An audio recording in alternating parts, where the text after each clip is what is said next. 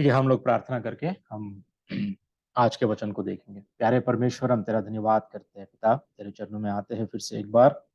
आज तेरे वचन को हम अध्ययन करने वाले हैं। मेरी मदद कर, जैसे जैसे मैं बताऊं, समझाऊं इस वचन को, कि जो तू कहना चाहता है तेरे वचन से उसी को मैं बता पाऊं। पिता, हमारी मदद कर कि सुनने के कान, ग्रहण करने वाला मन हमें दे। हमें तो तैयार कर, हमें उत्साहित कर, हमें बल दे। और पिता, तेरी इच्छा में तू हमें आगे बढ़ा। इस छोटी सी प्रार्थना यीशु के नाम से हम मांगते हैं। आमीन। ठीक है, आज जो हम देखने वाले हैं वो है परमेश्वर का बलवंत हाथ, the mighty hand of God. ठीक है, पहले पत्रस का 5, उसका 6 और 7 देखने वाले हैं। ठीक है, सभी हम लोग मिलकर इस वचन को पढ़ेंगे। ठीक है, सभी मिलकर इस वचन को हम पढ़ेंगे। क्या कहता है पहले पत्रस का 5 का 6 से 7? ठीक है, सभी लोग। ठीक है, 1 2 3। इसलिए परमेश्वर के बलवंत हाथ के नीचे दीनता से रहो, जिससे वह तुम्हें उचित समय पर बढ़ाए। अपनी सारी चिंता उसी पर डाल दो, क्योंकि उसको तुम्हारा ध्यान है। वंडरफुल। ठीक है, बहुत ही बढ़िया वचन। और मैं आशा करता हूं कि इस वचन से आज प्रभु हमें उत्साहित करेगा। तो शुरुआत करना चाहता हूं एक प्रश्न से। वचन शुरू होता है यहां से, इसलिए परमेश्वर के बलवंत हाथ के नीचे दीनता से रहो। कौन से शब्द से शुरू होता है? इसलिए। जब इसलिए शुरू होता है तो हमें थोड़ा सा पीछे जाना पड़ता है और देखना पड़ता है कि किस लिए। किस लिए ये वचन क्यों कह रहा है कि परमेश्वर के बलवंत हाथ के नीचे दीनता से रहो? तो थोड़ा सा हम जब पीछे जाएंगे, प्रश्न यहां से ये होता है कि किस लिए। तो हम देख पाते हैं, ठीक है, हम देख पाते हैं थोड़ा सा, हाँ, वचन 5 में। ठीक है, वचन 5 में ऐसा लिखा है कि क्योंकि परमेश्वर अभिमानियों का विरोध करता है परंतु दीनों पर अनुग्रह करता है। हमने पिछले हफ्ते देखा है ना, वो अभिमानियों का या घमंडियों का या अहंकारियों का वो विरोध करता है। जब शैतान खुद हमारा विरोधी है, तो अगर परमेश्वर भी हमारा विरोधी बन जाएगा तो सोचिए कि हमारा क्या ठिकाना।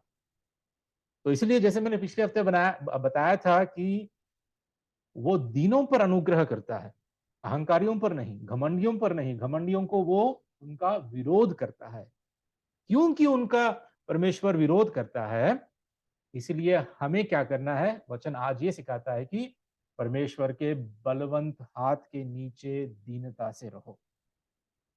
अब प्रश्न ये आता है कि ये परमेश्वर का बलवंत हाथ है क्या? परमेश्वर के क्या हाथ पैर होते हैं? वो तो आत्मा है ना? आत्मा के कोई हाथ पैर होते हैं? और या क्यों ये बलवंत हाथ, क्या हमें समझाता है यहां पर? इसका मतलब क्या है? क्या लगता है आपको? परमेश्वर का बलवंत हाथ क्या है? What is this mighty hand of God? क्या लगता है आपको? कोई भी बता सकते हैं कुछ भी, आपको जो भी समझ में आया है, या आपने कभी सुना ही होगा ना। कितने बार इस वचन को सुना होगा, है ना? 1 पीटर चैप्टर 5, 6 एंड 7। ठीक है, परमेश्वर का बलवंत हाथ सुना है ना आपने? बहुत बार इस वचन को सुना है। What is this mighty hand of God? ये क्या है? परमेश्वर का बलवंत हाथ का मतलब क्या होता है? कोई भी बता सकता है। प्रभु का सामर्थ, परमेश्वर की शक्ति, हाँ एक ही बात है। हाँ, और सामर्थ, ठीक है। और क्या?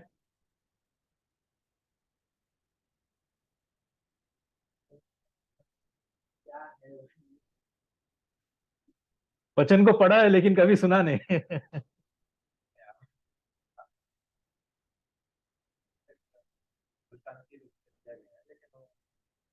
बिल्कुल दृष्टांत के रूप से दिया गया है, क्योंकि परमेश्वर का कोई हाथ होता है क्या? आत्मा परमेश्वर है जिसका आकार ही नहीं होता है। तो हम जानते हैं कि कई बार जब हम परमेश्वर के आंखें सारे जगत में घूमती है, देखती है, उसके आंखों से कुछ छिपता नहीं है। इसका मतलब क्या सच में हम जैसे आंखें परमेश्वर के हैं क्या? नहीं। वो बोलता है तो क्या हम जैसा मुंह उसका है? नहीं। ठीक है। वो हमें समझाने के लिए, ठीक है, जिसको एंथ्रोपोल, ठीक है, मुझे इंग्लिश में ठीक से याद नहीं आ रहा है, लेकिन उसको इस दृष्टि से दिखाया गया है कि हमें समझ में आए।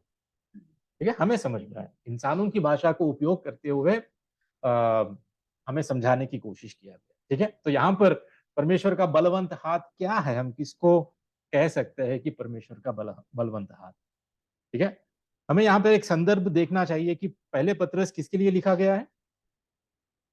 विश्वास, कैसे विश्वासियों के लिए? हाँ, सच्चे विश्वासी के लिए। लेकिन ये विश्वासी इस दौर से गुजर रहे थे, सताव से। ठीक है, सताव से, परसिक्यूशन, सताव से ये लोग गुजर रहे थे, और ये बिखरे हुए हैं, है ना? ये दुखों को झेल रहे थे, दुखों से ये गुजर रहे थे, दुखों को भुगत रहे थे, है ना? तो हमें इस कॉन्टेक्स्ट में इस बात को हमेशा याद रखना चाहिए कि हम किस बात को हम पढ़ रहे हैं, यहाँ पर किसके लिए ये पत्री लिखी गई है। ठीक है, और उसी कॉन्टेक्स्ट में अगर हम देखते हैं आज के दिन, तो परमेश्वर का बलवंत हाथ क्या है?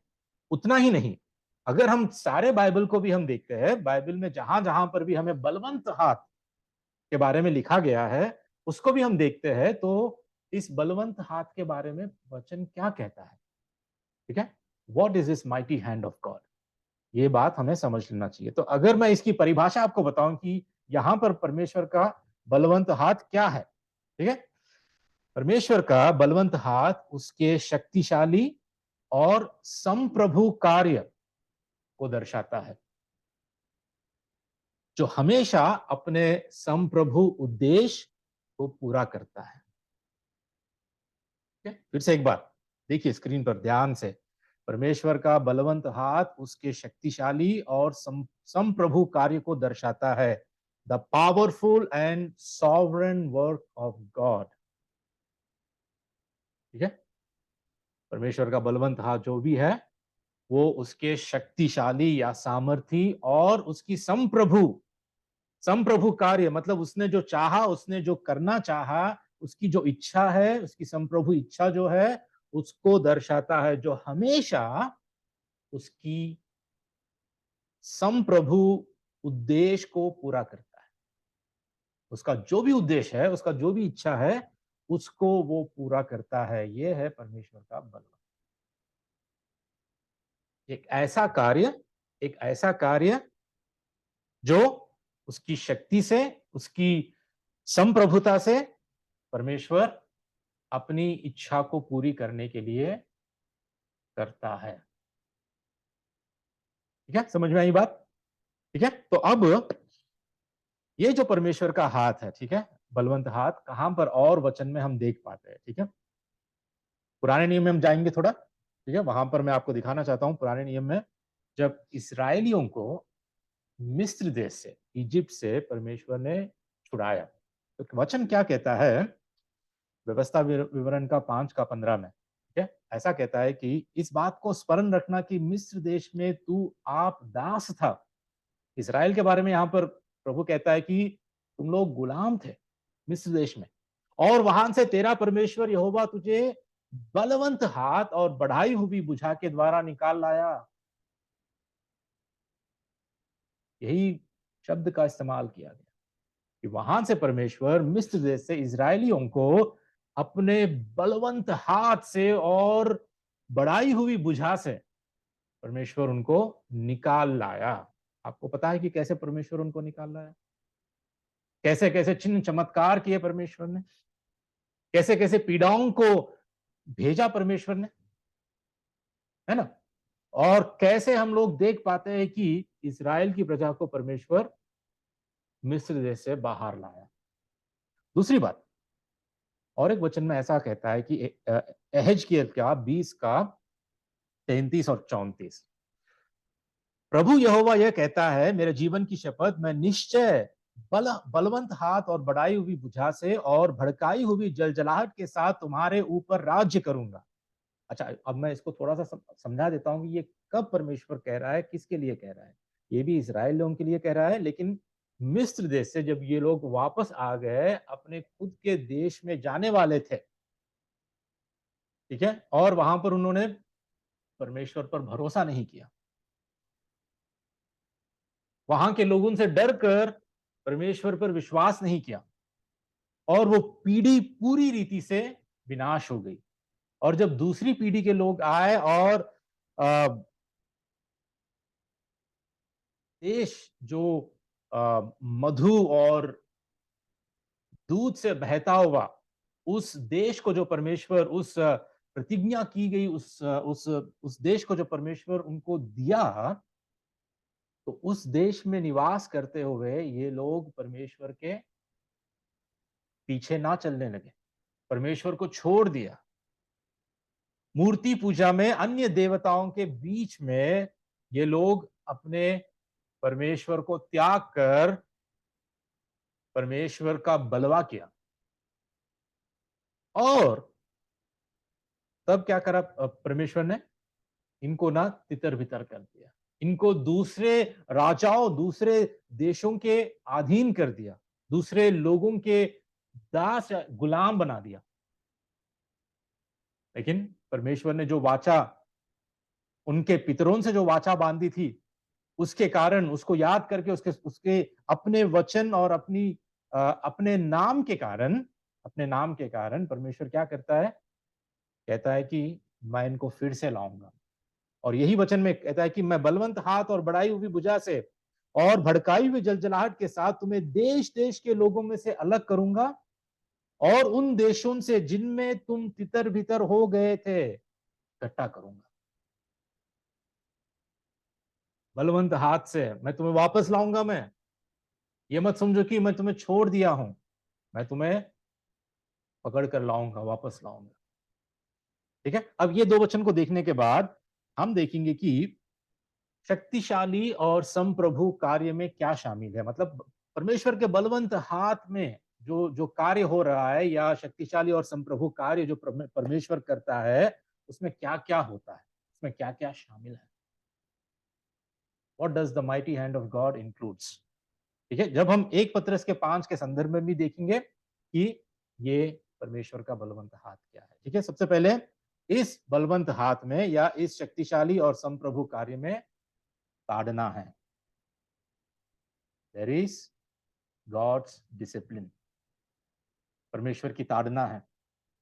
जैसे इज़राइल की प्रजा परमेश्वर को छोड़कर दूर हो गई, परमेश्वर से बलवा किया, दे रेबेल्ड अगेंस्ट गॉड, तो क्या हुआ? परमेश्वर ने उनकी ताड़ना की, उनको अपने बलवंत हाथ से वापस लाया, इकट्ठा किया। उसमें क्या है? ताड़ना है, सबसे पहली बात। दूसरी बात, उसके अंदर क्लेश है। परमेश्वर के इस बलवंत हाथ में, उसके शक्तिशाली और संप्रभु कार्य में क्लेश भी है, दुख भी है, दर्द भी है। ठीक है, जैसे कि हम पत्रस के पहले पत्रस के 5वें अध्याय में या सारी पत्री में हम देखते हैं, जो विश्वासी तितर बितर हो चुके हैं, जो जो जो क्लेशों के कारण यहां वहां भटक गए, उनके लिए कहता है परमेश्वर के बलवंत हाथ के नीचे बने रहो, दीनता से, नम्रता से। ठीक है, दूसरी बात क्लेश। तीसरी बात परीक्षण, परीक्षा, प्रभु की परीक्षा। उसके बलवंत हाथ के नीचे इस कार्य में प्रभु की परीक्षा भी उपस्थित है, प्रभु की परीक्षा भी शामिल है। परीक्षाओं से हमें गुजरना पड़ता है।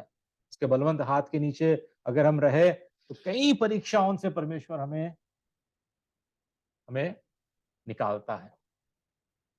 ठीक है, आखिरी बात, इन सब का इन सब का रीजन क्या है, पर्पस क्या है? कि परमेश्वर हमें छुटकारा दिलाता है।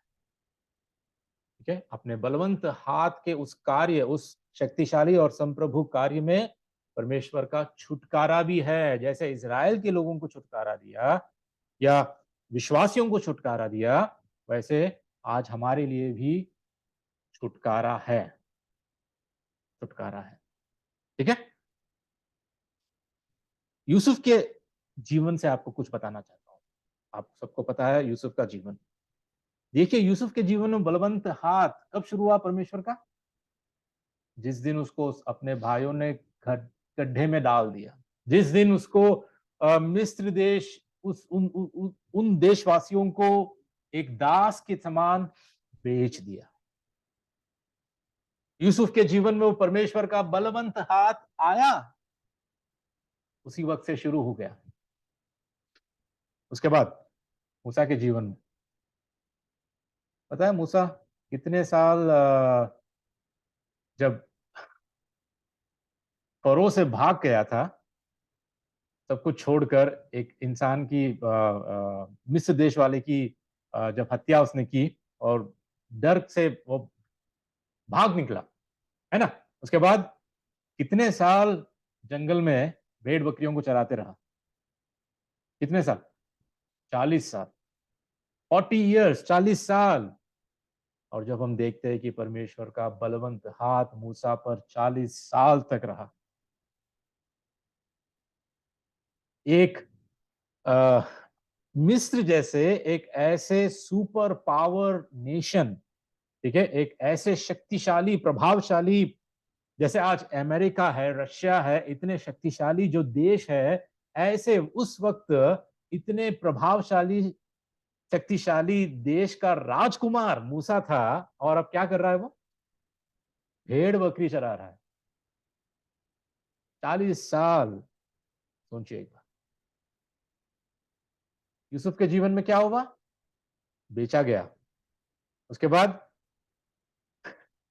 जेल में रखा गया, उसके बाद उस जेल के अधिकारी के पास काम करने लगा तो उसकी पत्नी उस पर बुरी नजर डाली, फिर वहां से उसको फिर जेल में जाना पड़ा। उसके बाद वहां जेल में दो लोगों का जो जो स्वप्न में जो उन्होंने देखा उसको बताया उसका अर्थ क्या है, लेकिन उन्हें उसने एक एक ने तो भूल ही गया। 3 साल के बाद फिर उसको याद आया जब राजा को ही एक स्वप्न आया था, तब जाके उसको छुटकारा। कितने साल पता है आपको? 13 साल। परमेश्वर का बलवंत हाथ यूसुफ पे 13 साल था, मूसा पे 40 साल। और आज हम पर परमेश्वर का बलवंत हाथ 1-2 महीना भी अगर हो गया तो क्या होगा? हम इतने निराश हो जाते, इतने हताश हो जाते हैं। परमेश्वर का बलवंत हाथ हमारे ऊपर अगर है तो हम बेचैन हो जाते हैं। क्यों मेरे जीवन में ऐसी मुसीबत? क्यों इतने दुख, इतने रोग, इतने मुसीबत, इतने दिक्कतें, इतने क्लेश मेरे जीवन में? 13 साल, 40 साल कैसे परमेश्वर के बलवंत हाथ के नीचे ये लोग रहे, पता है? उसके बाद देखिए दाऊद के जीवन में, दाऊद जब अबशलोम से भाग रहा था, दाऊद ने गलत किया, बत्शीबा के साथ गलत किया, उसके पति का हत्या किया, व्यभिचार किया, लेकिन परमेश्वर ने उसको छोड़ा नहीं। परमेश्वर ने छोड़ा नहीं। उसने जो बीज बोया वो सफल उसको वो फसल उसको काटना ही था। दाऊद के जीवन में जब परमेश्वर का बलवंत हाथ आया तो वो भागा, भागा, तो भागना पड़ा, कई सारे दुखों को झेलना पड़ा, ठीक है। उसी रीति से हम देख पाते हैं कि अय्यूब के जीवन में, अय्यूब के जीवन में उसको कुछ पता ही नहीं था कि क्या हो रहा है। अय्यूब को पता ही नहीं था कि शैतान ने परमेश्वर को चैलेंज किया, चेतावनी दी। चेतावनी नहीं, क्या कहते हैं कि चैलेंज को क्या कहते हैं? चुनौती, चुनौती, चुनौती दी। कुछ पता नहीं था अय्यूब को, लेकिन परमेश्वर का बलवंत हाथ अय्यूब के जीवन में देखिए। परमेश्वर ने परमिशन दे दिया, शैतान को परमिशन दे दिया, सब कुछ विनाश करने के लिए, केवल उसके प्राण को ना निकाले बस। लेकिन अय्यूब सहता रहा, सहता रहा, सहता रहा। उसके बाद नए नियम में पौलुस के जीवन में भी हम देख पाते हैं। पौलुस के जीवन में क्या देख पाते हैं? कि उसके शरीर में एक कांटा था। वो क्या था हमें वचन नहीं बताता, ठीक है। क्या उसके शरीर में क्या कांटा था? क्या बीमारी थी या कोई उसको सता रहा था? शैतान का कोई एक शैतानी दूत उसको सता रहा था, क्या हो रहा था हमें पक्का पता नहीं, लेकिन पौलुस ने 3 बार परमेश्वर से विनती की कि उसको हटा दे, उसको निकाल दे। लेकिन परमेश्वर ने कहा, मेरा अनुग्रह तेरे लिए काफी है। वो परमेश्वर का बलवंत हाथ पौलुस के जीवन में वैसा ही रहा था कि परमेश्वर उस पर अनुग्रह करे, कि उसको नम्र बनाए। ठीक है। तो हम इन सारे लोगों के जब हम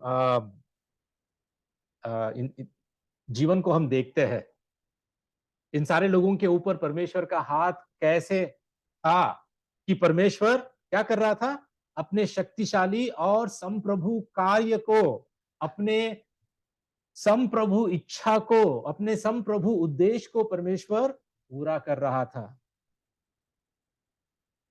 उसको कोई रोक नहीं सकता। उसके कार्य को, उसके शक्तिशाली कार्य को कोई टाल नहीं सकता, कोई रोक नहीं सकता।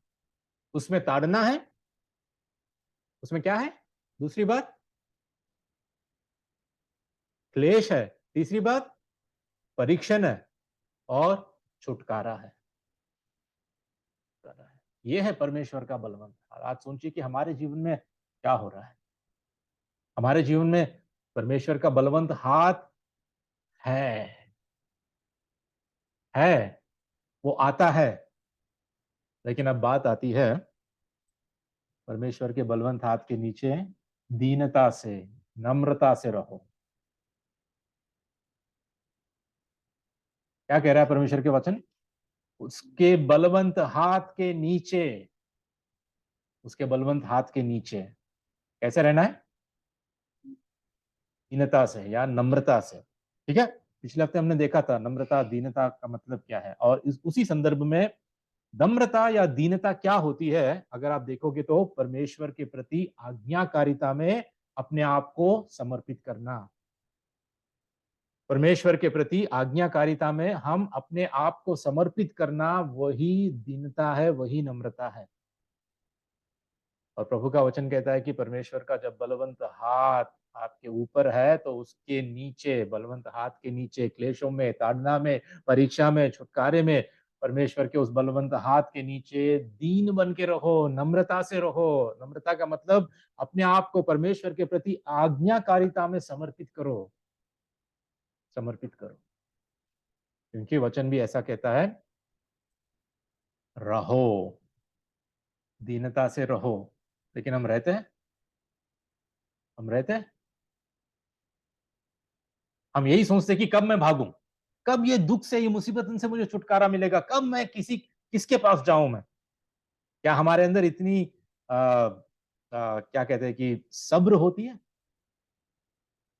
क्या हम धीरज के साथ, परमेश्वर का वचन कहता है रहो, लेकिन हम कहते हैं नहीं नहीं, मुझे रहना नहीं, मुझे भागना है उस बलवंत हाथ के नीचे, मैं अभी नहीं रह सकूंगा, मुझे भागना है। हम इस मनुष्य के पास जाते हैं, उस मनुष्य के पास जाते हैं, यहां जाते हैं, वहां जाते हैं, कोशिश करते हैं कि हम भागे, भागे। लेकिन वचन क्या कहता है कि रहो, बी पेशेंट। रहने का मतलब यह है कि बेसब्री परमेश्वर के प्रति समर्पण और नम्रता की कमी का प्रमाण है। अगर आप नहीं रहते हो, अगर आप नहीं रहते हो, तो क्या इससे नजर आता है, क्या हम सीख सकते हैं कि वी आर वेरी इम्पेशेंट, कि हम इतने बेसब्र है, हम परमेश्वर के प्रति हमारा समर्पण और हमारी नम्रता नहीं है, नहीं है। सोचिए कि क्या हम परमेश्वर के बलवंत हाथ के नीचे दीनता से, नम्रता से हम है, रह रहे हैं? और वचन क्या कहता है पता है, एक इतना सुंदर वचन जो जो मेरा एक फेवरेट वचन है। ठीक है। यशायाह की किताब में है 57 का 15। ठीक है। 57 का 15 ऐसा कहता है कि क्योंकि जो महान और उत्तम और सदैव स्थिर रहता और जिसका नाम पवित्र है, वह यह कहता है, मैं ऊंचे पर और पवित्र स्थान में निवास करता हूं और उसके संग भी रहता हूं जो खेदित और नम्र है। जो खेदित और नम्र है, मैं उसके संग भी रहता हूं। मैं इतना महान परमेश्वर हूं, मैं इतना पवित्र परमेश्वर हूं। इतने इतना रहने पर भी मैं उसके संग भी रहता हूं जो खेदित और नम्र है, कि नम्र लोगों के हृदय और खेदित लोगों के मन को हर्षित करूं। क्या आपके जीवन में हर्ष होना आपको चाहिए? क्या आपके जीवन में आपका मन उत्साहित होना, आपके जीवन में वो रिवाइवल आना, आपके जीवन में वो सच में आप परमेश्वर के प्रति उत्साहित होना चाहते हैं? What is the secret? यहां पर नम्र बनो, खेदित बनो, क्योंकि परमेश्वर अपने नम्र लोगों के हृदय और खेदित लोगों के मन को वो हर्षित करता है। उसके बलवंत हाथ के नीचे जो रहते हैं, मैं कहता हूं उन लोगों को, नम्रता से जो रहते हैं, दीनता से, परमेश्वर के प्रति समर्पण से जो रहते हैं, उसकी आज्ञाकारिता में जो रहते हैं, परमेश्वर उनके मनों को हर्षित करता है, उनके मनों को उत्साहित करता है। और वो कहता है कि मैं उसके साथ हूं, मैं उसके संग हूं, मैं रहता हूं उसके साथ। छोड़ेगा नहीं वो रहेगा, वो है हमारे साथ जब तक हम दीनता से, नम्रता से, हमें रहना है, भागना नहीं है।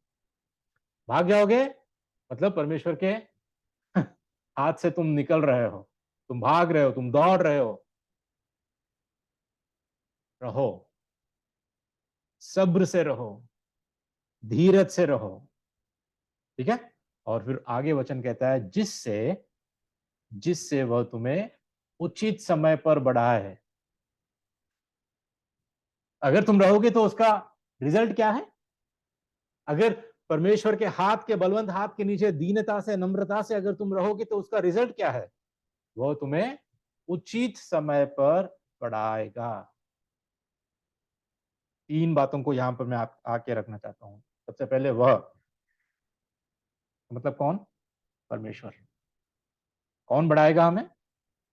परमेश्वर बढ़ाएगा, इंसान नहीं, या और कोई नहीं जिन पर हमें भरोसा करना चाहिए। परमेश्वर है जो हमें छुटकारा देगा, परमेश्वर है जो हमें बढ़ाएगा, ठीक है। केवल परमेश्वर ही आपको छुड़ा सकता है यदि आप उसके शक्तिशाली हाथ के अधीन रहे। वही है जो हमें छुटकारा देगा। आज हो सकता है कि हम कई मुसीबतों में हैं, परेशानियों में, कई बार हम प्रार्थना कर रहे हैं, प्रभु से कुछ मांग रहे हैं, किसी के उद्धार के लिए हो, या किसी के बीमारी के लिए हो, या हमारे खुद की परिस्थिति के लिए हो, या हमारे पाप के कारण हम पीड़ित या हम जकड़े हुए हो, या हमारे खुद के जीवन में हम कुछ प्रभु से प्रार्थना कर रहे हैं। लेकिन हमें ध्यान में एक रखना है कि केवल परमेश्वर है, वही है जो आपको छुड़ा सकता है यदि हम उसके शक्तिशाली हाथ के अधीन रहते हैं। दूसरी बात क्या है यहां पर? उचित समय, ठीक है। एक बार बोलेंगे सारे लोग, उचित समय। फिर से एक बार, उचित समय, जिसको हम कहते हैं इंग्लिश में अप्रोप्रिएट टाइम, सही समय। समझ में आ गया जो मैं कहना चाहता हूं? वो भी समझ में आ गया आपको? उचित समय। किसका समय? हमारा समय।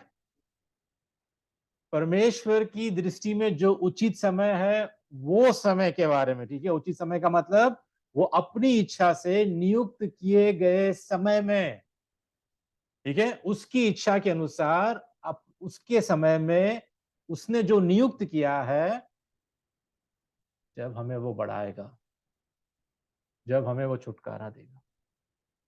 हमारे खुद के समय में नहीं। आप जितना भी हाथ पैर मार लीजिए, जितना भी आप फड़फड़ा लीजिए, जितना भी आप कुछ भी कर लीजिए, परमेश्वर वो अपने समय में ही, क्योंकि वो जानता है हमारे लिए उचित समय क्या है। इसलिए वचन कहता है कि उचित समय। सोचिए कि ये उचित अगर निकाल दे, ऐसा भी अगर लिखा हो, तुम्हें समय पर वो बढ़ाए, लेकिन वचन कहता है उचित समय, अप्रोप्रिएट टाइम, उसके समय पे जो वो उसकी इच्छा से नियुक्त करता है कि कब हमारा समय आएगा, कब वो हमें निकालेगा, और वो समय तक वो हमें सिखाएगा। उसके बलवंत हाथ के नीचे जो रहेगा, उसको परमेश्वर अपने मार्गों को सिखाएगा, वो खुद अपने बारे में उसको सिखाएगा कि वो कौन है, परमेश्वर कौन है, वो खुद को अपने ऊपर प्रकट करेगा। जब हम उसके बलवंत हाथ के नीचे दीनता से रहते हैं तो वो हम कौन है हमें भी दिखाएगा कि हम कितने निर्बल हैं, हम कुछ नहीं कर सकते। ठीक है, बढ़ाए, वो उचित समय पर बढ़ाए। पता है, मैं पहले सोचता था, जब मुझे ये सारी बातें नहीं पता थी, जब ये वचन को मैं पढ़ता था तो अक्सर मैं और हम में से कई लोग हम ऐसा सोचते हैं, अगर आपको इस वचन के बारे में पता नहीं होता, इस संदर्भ में अगर आपको आप कभी पढ़े नहीं होते, तो हम क्या सोचते हैं, परमेश्वर हमें बढ़ाएगा, मतलब हमें आशीष देगा, हमें दूसरों से अधिक ऊंचा उठाएगा। हमारे परिवार में हो, हमारे कलीसिया में हो, या हमारे समाज के बीच में हो, परमेश्वर हमें क्या करेगा, बढ़ाएगा, मतलब हमारी इज्जत को बढ़ाएगा, हमारे स्टेटस को बढ़ाएगा, है ना। मतलब हमें पैसे से, हमें घर से, या हमें अच्छी नौकरी से, हमें सारे सुख विलासों से परमेश्वर हमें इतना आशीष देगा कि हम सारे लोगों से हम बढ़कर ऊंचे रहे, हमारा स्टेटस समाज में ऊंचा रहे, कि परमेश्वर हमें उचित समय पर बढ़ाएगा। बढ़ाने का मतलब कई लोग ऐसे ही सोचते हैं, लेकिन वचन ये नहीं कहता है। ठीक है, वचन ये नहीं कहता है। अगर हम देखते हैं बढ़ाने का मतलब क्या है, कि जो ताड़ना से तुम गुजर रहे हो, ठीक है, जो क्लेश से तुम गुजर रहे हो, और जो परीक्षा से तुम गुजर रहे हो, उससे परमेश्वर तुम्हें छुटकारा या आत्मिक रूप से वो ऊपर उठाएगा, आपको आत्मिक रूप से उठाएगा ऊपर, उस ताड़ना से, उस क्लेश से, उस परीक्षा से आपको छुटकारा देगा। बढ़ाने का मतलब ये होता है, ये नहीं कि आपका स्टेटस समाज में बढ़ जाएगा, आप दूसरे लोगों से बहुत आत्मिक गुरु बन जाओगे, या अधिक और अधिक मान सम्मान के योग्य आप बन जाओगे। नहीं, जितना आप परमेश्वर के बलवंत हाथ के नीचे दीनता से रहोगे, उतने ही नम्र बनोगे, उतने ही नम्रता को आप जानोगे, उतने ही आप सारे लोगों के आगे ये कहोगे कि मैं सबसे बड़ा पापी हूं, आप जैसे है, आप आपके समान हूं, परमेश्वर की दृष्टि में मैं जो कुछ हूं केवल उसके अनुग्रह के कारण हूं, और कुछ नहीं। ठीक है, तो बढ़ाने का मतलब ये होता है कि परमेश्वर हमें अपने ताड़ना, क्लेश और परीक्षण से छुटकारा या आत्मिक रूप से ऊपर उठाएगा।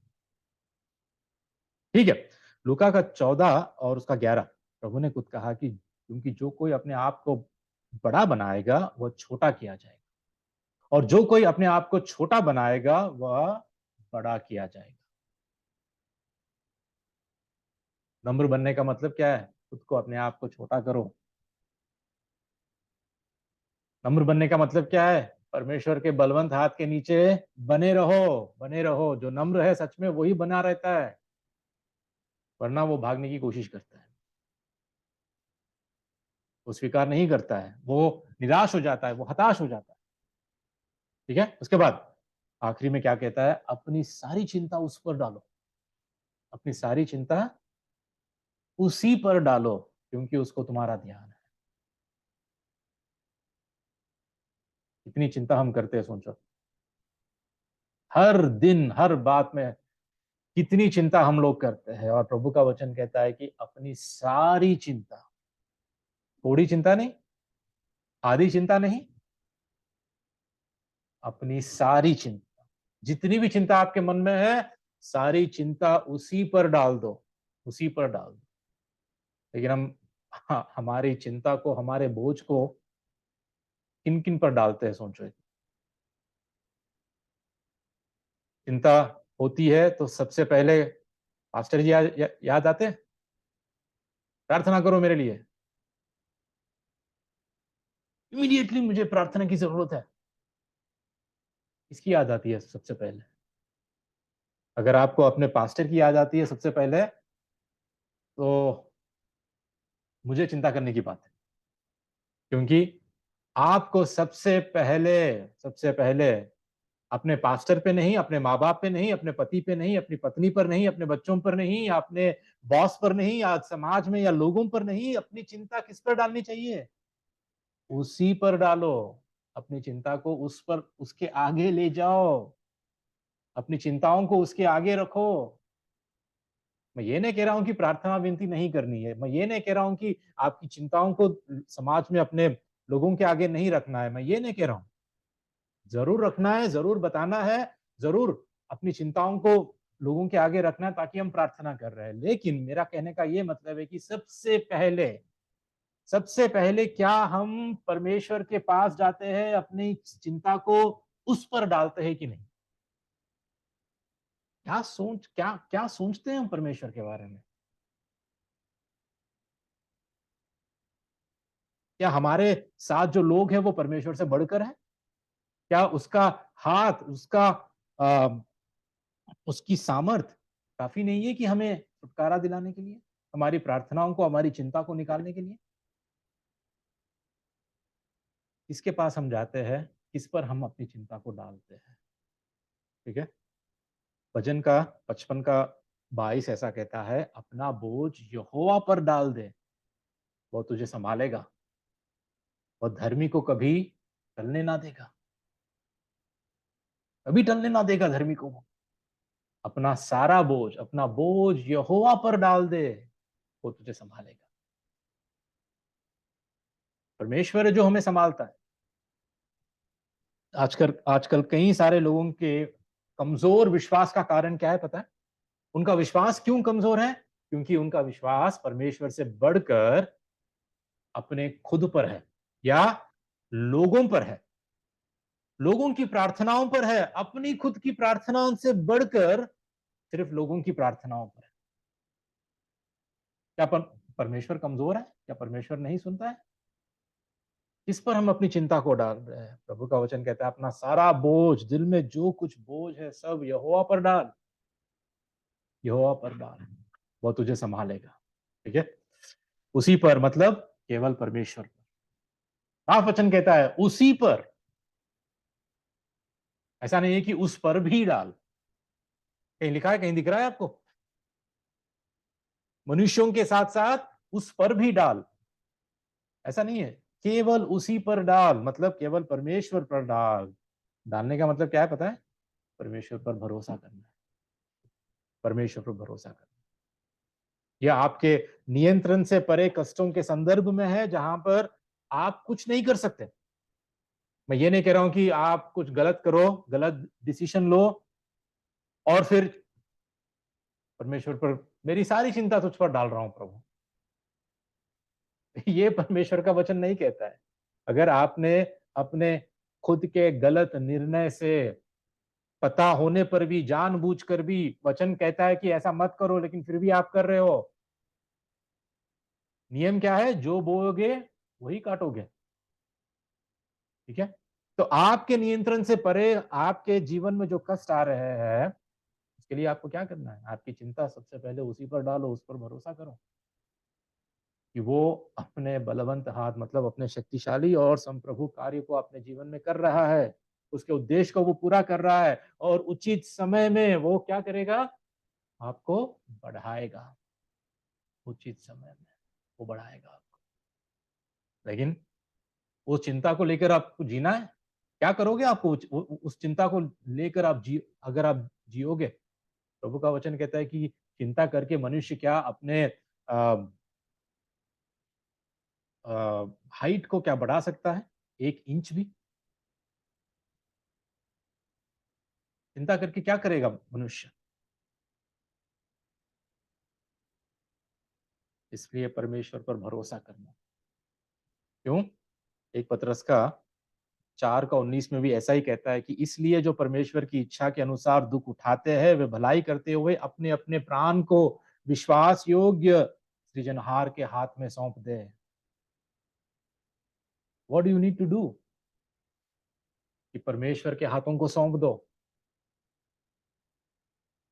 There is nothing you can do about it. चिंता करके आप कुछ नहीं कर पाओगे।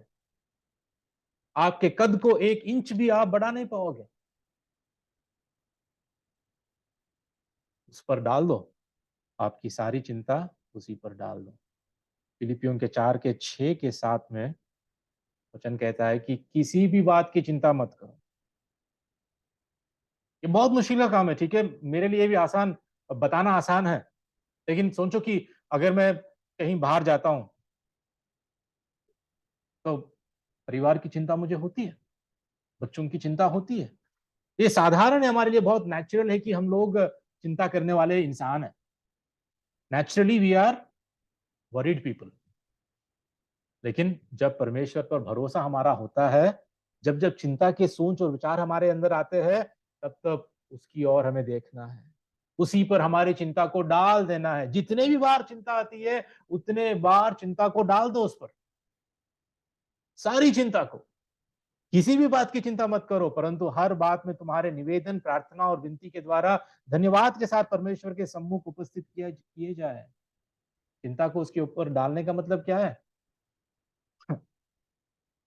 निवेदन, प्रार्थना और विनती के द्वारा धन्यवाद के साथ परमेश्वर के सम्मुख प्रार्थना में आओ, उस पर डालो। ठीक है? तब क्या होगा? तब परमेश्वर की शांति, जो सारी समझ से बिल्कुल परे है, तुम्हारे हृदय और तुम्हारे विचारों में मसीह में सुरक्षित रखेगी। मसीह में तुम्हें सुरक्षित रखेगी। लेकिन हम ये नहीं करते। जिस जब हमारी चिंता शुरू हो जाती है, जब हम चिंता चिंता जैसे हमारे मन में आती है, हम खोज करने लगते हैं। सबसे पहले खोज करने लगते हैं कि मैं कैसे इसका हल निकालूं, कैसे इससे मैं बाहर आ जाऊं। सबसे पहले हम परमेश्वर के पास नहीं जाते, लेकिन हम खुद अपनी ही बुद्धि को लड़ाते हैं, अपने ही ज्ञान को चलाते हैं और अपने ऊपर हम लोग डिपेंड करते हैं। लेकिन परमेश्वर इतना दयालु, वो इतना हम पर रहम करने वाला परमेश्वर है। वो क्या कहता है कि क्योंकि उसको तुम्हारा ध्यान है। क्या सच में हम ये विश्वास करते हैं? क्या सच में हम विश्वास करते हैं कि परमेश्वर को हमारा ध्यान है? परमेश्वर हमारा ध्यान रखता है? अगर हम सच में विश्वास करते हैं तो हम हमारी चिंता को उस पर डालते हैं। अगर ये भरोसा हमारा परमेश्वर पर है कि परमेश्वर हमारी चिंता करता है, उसको हमारा ध्यान है, हर छोटी छोटी बात में मेरे जीवन में वो मेरी चिंता करता है, वो मेरा ध्यान रखता है, क्या ऐसा भरोसा हम कर कर पाते हैं परमेश्वर पर? लोग सोचते हैं कि खासकर जब हम परमेश्वर की संप्रभुता के बारे में बात करते हैं, परमेश्वर की पवित्रता के बारे में बात करते हैं, परमेश्वर के न्याय विचार के बारे में बात करते हैं, परमेश्वर कितना महान है उसके बारे में बात करते हैं, तो कभी कभी हमें लगता है कि परमेश्वर बहुत दूर है हमसे। वो संप्रभु परमेश्वर है। सच में है, बिल्कुल है। वो पवित्र है, हाँ, बिल्कुल है। वो न्यायी है, हाँ बिल्कुल है। लेकिन प्रभु ये भी कहता है कि उसको तुम्हारा ध्यान है, वो तुम्हारे इतना करीब है। वो सच में पवित्र है और पवित्र स्थान में रहता है, लेकिन उसके साथ भी वो रहता है जो नम्र है, जो खेदित है। वो दूर कहीं अपने सिंहासन पर बैठकर वहां से राज्य करते हुए हमारी कोई चिंता, बिना चिंता के नहीं रहता है। हमारे साथ, हमारे अंदर, हमारे पास, हमारे साथ साथ वो चलता है। वो हमारा ध्यान है। यू मस्ट बिलीव दिस, कि उसको हमारा ध्यान है। परमेश्वर को मेरा ध्यान है। वो मेरे हर पल पल, मेरे हर कदम कदम को, मेरे हर दिन को, मेरे हर पल को वो जानता है, देखता है, संभालता है। मुझे किस रास्ते पे वो मुझे चलाना है, वो मुझे चलाता है। क्यों? क्योंकि उसने अपने प्यार से, अपने भले अभिप्राय से उसने मुझे चुना, मुझे बुलाया, मुझे धर्मी ठहराया, मेरा उद्धार किया, मुझे अपनी संतान बनाया, और उसने ये सब कुछ मेरे लिए किया, जिससे मैं उसकी महिमा कर पाऊं। वो मेरे साथ है, रहेगा, सदा के लिए रहेगा, क्योंकि उसको मेरा ध्यान है। उसको मेरा ध्यान है। मेरे मुसीबत में, मेरे क्लेश में, मेरे परेशानी में, मेरे अकेलेपन में भी, जब सारे लोग मुझे छोड़ देते हैं, ठीक है, ये सारा क्या है? परमेश्वर का बलवंत हाथ, जहां पर हम लोग कभी कभी महसूस करते हैं कि मैं कितना अकेला हूं, संसार में सब लोग मेरे साथ रहते हुए भी उस अकेलेपन से हम गुजरते हैं, उस निराशा से हम गुजरते हैं, उस उदासी से हम गुजरते हैं। जिंदगी में कभी कभी ऐसा महसूस होता है कि मैं क्यों जी रहा हूं। इतने सारे सोच और विचारों में जब हमारे दिल और दिमाग से हमारे जीवन में ये सब कुछ, इसका सामना जब हम करते हैं, तो क्या करना है हमें? उसके बलवंत हाथ के नीचे नम्रता से रहो, ताकि उचित समय में वो तुम्हें बढ़ाए, और अपनी सारी चिंता उसी पर डालो, क्योंकि उसको तुम्हारा ध्यान है, उसको तुम्हारा ध्यान है।